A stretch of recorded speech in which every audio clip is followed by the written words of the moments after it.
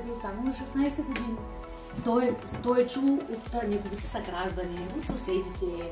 Той е чул за живота в Русия че там може да получи много добро образование.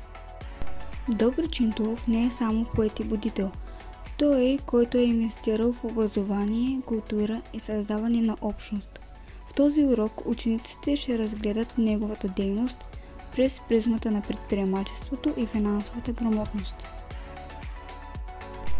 Зададохме два въпроса, първи от които какви са били източниците на финансиране за училищата, които Чинтулов е организирал – дарения, местна общност, спонсори, и втория как музеят сравнява ситуацията от 19 век с днешната, какво се е променило в предприемаческите модели за образование и култура.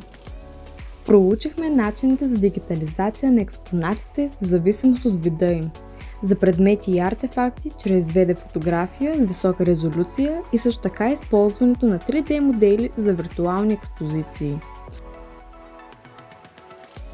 В нашите ръце е бъдещето.